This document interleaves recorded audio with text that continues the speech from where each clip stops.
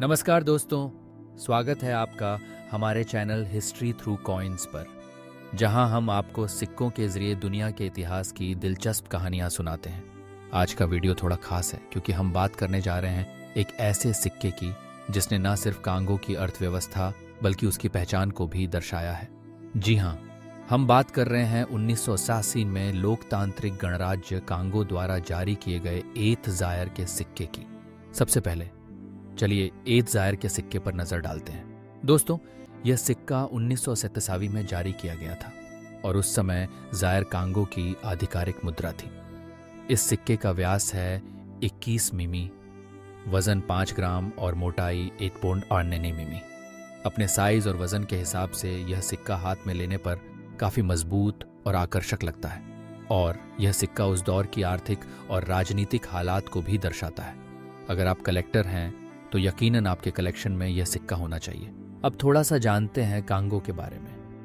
Congo मध्य Africa का एक विशाल और खूबसूरत देश है जो अपनी प्राकृतिक संपदा जैसे हीरे, सोना और तांबा के लिए जाना जाता है।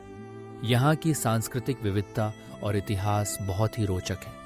कांगो ने उपनिवेशवाद, संघर्ष और बदलाव के कई दौर देखे हैं और इन्हीं बदलावों के बीच एक नाम उभरता है, मोबुटू सेसे सेको का। अब आते हैं मोबुटू सेसे सेको की कहानी पर। मोबुटू का जन्म 14 अक्टूबर 1930 को लिसाला, बेल्जियम कांगो में हुआ था। उनका असली नाम जोसेफ डेजिरे मोबुटू था। शुरुआती दिनों में मोबुटू एक सैनिक और पत्रकार रहे। 1960 के दशक में जब कांगो को आज़ादी मिली तब देश में सत्ता के लिए खींचतान शुरू हो गई। मोबुटू ने सेना में अपनी पकड़ मजबूत की और 1965 में सत्ता पर कब्जा कर लिया। इसके बाद उन्होंने देश का नाम बदलकर जायर रख दिया और खुद को राष्ट्रपति घोषित किया।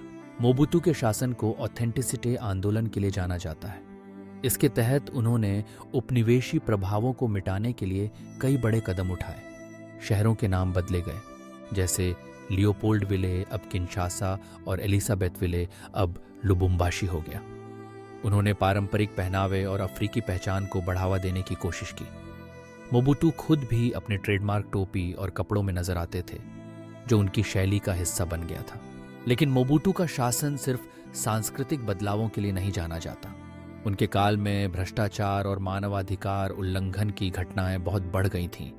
मोबुटू ने सत्ता पर अपनी पकड़ बनाए रखने के लिए विरोधियों को दबाया, मीडिया को नियंत्रित किया और देश की संपत्ति को अपने निजी हितों के लिए इस्तेमाल किया।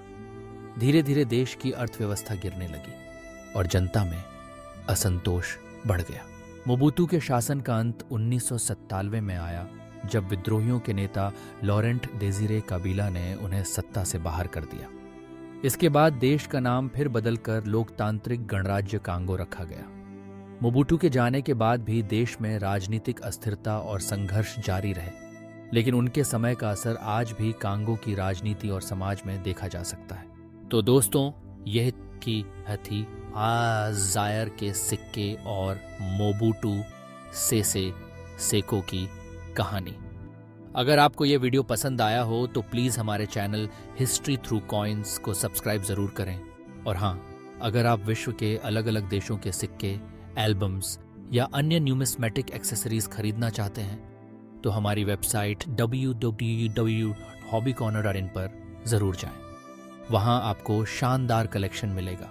धन्यवाद दोस्तों, फिर मिलेंगे एक नई कहानी के साथ। तब तक के लिए अलविदा।